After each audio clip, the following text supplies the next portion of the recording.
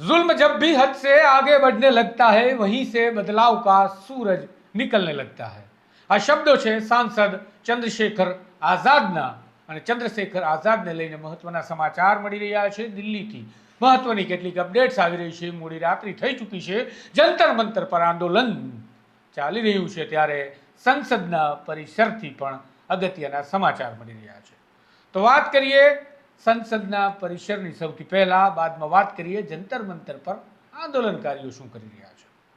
તો વાત કંઈક એવી છે કે સંસદ પરિસરની અંદર સાંસદ ચંદ્રશેખર આઝાદ ધરણા પર બેસી ગયા છે। તેમણે ટ્વીટ કરતા માહિતી આપી છે, પરંતુ તેમણે ટ્વીટની અંદર જે શબ્દો લખ્યા છે એ શબ્દો ચોટદાર છે આ દેશની સરકાર માટે।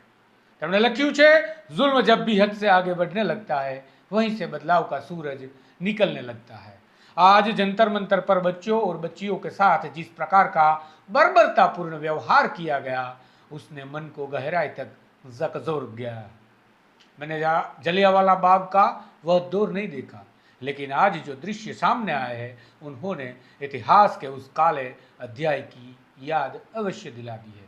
आगर चंद्रशेखर लखे છે, लोकतंत्र में अपनी बात शांतिपूर्ण ढंग से रखना हर नागरिक का संवैधानिक अधिकार है। यदि उस अधिकार का उत्तर बल प्रयोग से दिया जाए तो यह केवल कुछ लोगों पर नहीं बल्कि लोकतांत्रिक मूल्यों पर भी आघात है। इसी पीड़ा और लोकतांत्रिक मूल्यों की रक्षा के संकल्प के साथ आज से मैं संसद भवन परिसर में परम पूज्य बाबा साहेब की प्रतिमा के नीचे धरने पर बैठ रहा हूँ। जब तक न्याय सुनिश्चित नहीं होता और इस घटना के लिए जिम्मेदार लोगों के विरुद्ध उचित कार्यवाही नहीं होती, मेरा यह शांतिपूर्ण लोकतांत्रिक संघर्ष जारी रहेगा। सांसद चंद्रशेखर आजाद हाल संसद परिसर में डॉक्टर बाबा साहेब आंबेडकરની પ્રતિમા નીચે ધરણા પ્રદર્શન પર બેસી ગયા છે। તેમનું કહેવું છે, આ યુવાનો સાથે જે બર્બરતા અને જે ઘર્ષણ થયું અને જે યુવાનોની માંગણીઓ છે એ સંતોષાશે નહીં ત્યાં સુધી આ સંઘર્ષ મારો ચાલુ રહેશે। અહીંયા મહત્વની વાત એ છે, ચંદ્રશેખર આઝાદ આજે જ્યારે આ પોલીસ સાથેના અને અર્ધસૈન્ય બળોના સંઘર્ષ ચાલુ હતા આંદોલનકારીઓ સાથે, ત્યારે એક ભાષણ આપ્યું અને તેમને સંબોધિત કર્યા યુવાનોને। ત્યારે તેમણે કહ્યું કે મને કલાકનો સમય આપો, હું પ્રયત્ન કરું છું, શું થાય છે બાદમાં આપણે આગળ વધીશું। પરંતુ હવે તેઓ ધરણા પ્રદર્શન પર સંસદ પરિસરમાં બેસી ગયા છે। અગત્યની વાત એ છે કે અત્યારે લોકસભા અને રાજ્યસભાના સદનની કાર્યવાહી ચાલે છે, ચોમાસું સત્ર ચાલે છે અને હાઈ વોલ્ટેજ ડ્રામા પણ જોવા મળે છે, કારણ કે વિપક્ષી સાંસદો કેન્દ્રની સરકારને વારંવાર આ મુદ્દાને લઈને ઘેરી રહી છે। પેપર લીકનો મુદ્દો હવે કેન્દ્ર સરકાર માટે ગળામાં ફસાયેલા હાડકા જેવી સ્થિતિમાં આવી ગયું છે। થોડી વાત કરી લઈએ આંદોલનની। તો અત્યારે મોડી રાત્રે પણ આંદોલનકારી યુવાનો અને યુવતીઓ, મોટી સંખ્યામાં દેશના યુવાનો જે દિલ્હીમાં ઉમટી પડ્યા હતા તે હજુ પણ દિલ્હીમાં છે, જોવા મળે છે। જંતર મંતરની છાવણી પોલીસે પોતાના કબજામાં લીધી હતી। સ્ટેજ આસપાસ અને સ્ટેજ વેરવિખેર થઈ ગયું હતું, તેને ફરીથી ઊભા કરવાના પ્રયત્નો શરૂ થઈ ગયા છે અને મોટી સંખ્યામાં લોકો જંતર મંતર ખાતે પહોંચી ગયા છે અને હજુ પણ કેટલાય લોકો પહોંચશે એ પ્રકારનો અંદાજો વ્યક્ત કરવામાં આવે છે।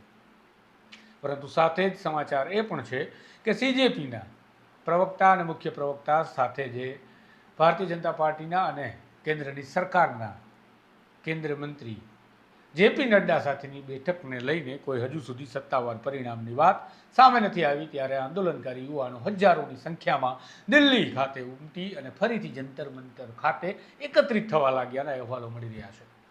ચંદ્રશેખર આઝાદ હવે સંસદ પરિસરમાં બેસી ગયા છે ધરણાને લઈને, ત્યારે અનેક તર્ક વિતર્કો શરૂ થયા છે કે આવતીકાલે લોકસભા રાજ્યસભાના સત્રની કાર્યવાહી શરૂ થશે, ત્યારે આ ધરણા પ્રદર્શન ફરીથી સરકાર માટે વધુ દબાણ પેદા કરે તેવી સ્થિતિ પેદા કરી શકે છે। ચંદ્રશેખરે આ પહેલાં પણ એક ટ્વીટ કર્યું હતું થોડા કલાકો પહેલાં। એમાં તેમણે લખ્યું હતું, मैं देश के हर युवा साथी का भरोसा दिलाता हूँ कि न यह मुद्दा खत्म हुआ है और ना ही यह आंदोलन खत्म हुआ है। आपका भाई हर कीमत पर आपके साथ खड़ा है। संसद से लेकर सड़क तक इस लड़ाई को पूरी जिम्मेदारी, पूरी मजबूती और पूरी प्रतिबद्धता के साथ पहले भी लड़ी है और आगे भी पूरी ताकत के साथ लड़ूंगा। मैं केवल एक जनप्रतिनिधि नहीं बल्कि आपका भाई हूँ। आपके अधिकार, सम्मान और भविष्य की इस लड़ाई में आखिरी दम तक आपके साथ रहूंगा। आगर चंद्रशेखर लखे से साथ ही मैं दिल्ली पुलिस से भी अपील करता हूँ कि इन मासूम पढ़ने लिखने वाले युवाओं पर लाठियां चलाकर अपनी वर्दी को दागदार न करें।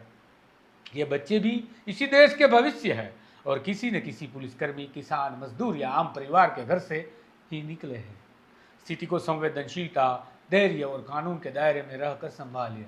लोकतंत्र में शांतिपूर्ण तरीके से अपनी बात रखना हर नागरिक का संवैधानिक अधिकार है।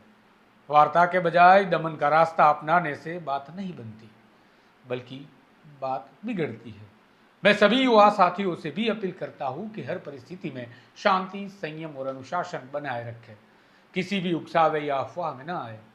हमारी सबसे बड़ी ताकत हमारी एकता, हमारा लोकतांत्रिक संघर्ष और संविधान पर हमारा विश्वास है। चंद्रशेखर आगळ लखे છે ટ્વીટમાં, हम लड़ेंगे, डट कर लड़ेंगे, लेकिन संविधान और लोकतंत्र के रास्ते पर चलकर अपने अधिकार लेकर रहेंगे। तो आम सांसद चंद्रशेखर आजाद जे प्रमाणे संसद ભવનના પરિસરમાં આવેલા બાબા સાહેબ આંબેડકરના સ્ટેચ્યુ નીચે ધરણા લઈને શરૂ કરીને બેસી ગયા છે અને તેમની માંગણી છે કે જ્યાં સુધી કાર્યવાહી નહીં થાય, જ્યાં સુધી ન્યાય નહીં મળે, આ યુવાનો આંદોલનકારીઓની સાથે થયેલી બર્બરતાનો જવાબ નહીં મળે, ત્યાં સુધી તેઓ ત્યાં ધરણા પર બેઠા રહેશે અને ત્યાંથી તેઓ આ મામલે વિરોધ પ્રદર્શન કરતા રહેશે। અગત્યની વાત છે, આજે પણ લોકસભા રાજ્યસભાનું સત્ર ચાલી નથી શક્યું। આજે પણ વારંવાર સદન સ્થગિત થતું રહ્યું અને આખરે સદનને બપોર બાદ અલવિદા કહી દીધું, કારણ કે સદનને આવતીકાલે સવારે 11 વાગ્યા સુધી સ્થગિત કરવામાં આવ્યા, એ ચાહે લોકસભા હોય કે રાજ્યસભા। અને બાદમાં દ્રશ્યો એક બાદ એક સોશિયલ મીડિયા પર ફરતા થયા, જે આંદોલનકારીઓ પર વરસી રહેલી લાઠીઓના હતા, પોલીસ સાથે ઘર્ષણના હતા, તો ક્યાંક પોલીસ પણ ઇજાગ્રસ્ત થઈ હોય એ પ્રકારના પણ દૃશ્યો સામે આવ્યા। તો એક આક્ષેપ એવો પણ સામે આવ્યો કે પેલેટ ગન વડે એક આંદોલનકારી યુવાનને ઘાયલ કરી દેવામાં આવ્યો છે। આ મામલાને જોવા જઈએ તો ઘણા બધા પાર્ટીના લીડર્સ અને નેતાઓ પણ ત્યાં પહોંચ્યા હતા, કેટલાય પાર્ટીઓના સાંસદો પણ આ સ્થળ પર પહોંચ્યા હતા અને તેમણે આ મામલે સરકારની ભારોભાર ટીકા કરી છે। તો હવે આ આંદોલન શું કરે છે, ક્યાં પહોંચે છે જોઈએ, કારણ કે અત્યારે રાત્રે ફરીથી જંતર મંતર ખાતે આ જે તીતર બીતર થઈ ગયેલા આંદોલનકારી યુવાનો હતા તે એકત્રિત થવા લાગ્યા છે અને ફરીથી હજારોની સંખ્યામાં જંતર મંતર પર જમાવડો આંદોલનકારી યુવાનોનો લાગી ગયો છે।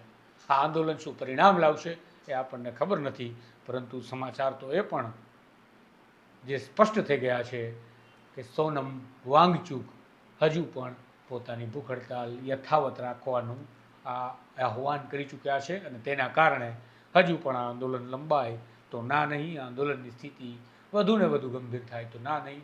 પરંતુ એક વાત સ્પષ્ટ છે આંદોલન પરથી કે દેશના યુવાનો કેન્દ્રની સરકાર અને ખાસ તો શિક્ષાની આ દેશની અંદર જે વ્યવસ્થા છે તેને લઈને ત્રાહિમામ છે, નારાજ છે, આક્રોશિત છે અને આક્રોશિત આંદોલનકારી યુવાનોની સાથે જે આજે ઘર્ષણ થયા પોલીસના, તેને લઈને એ આક્રોશની અંદર વધારો થયો છે અને આ બે બાકડા બનેલા આંદોલનકારીઓ હવે આર્ય પારની લડાઈમાં તૈયારી દર્શાવી રહ્યા છે। જોઈએ આંદોલનનું પરિણામ શું આવે છે। દરેક અપડેટ, દરેક સમાચાર, પડે માહિતી અને વિશ્લેષણ સાથે અને તમારો અવાજ જો તમને પસંદ છે તો સ્વમાનની ચેનલને લાઇક, શેર અને સબસ્ક્રાઈબ કરવાનું ભૂલતા નહીં। નમસ્કાર।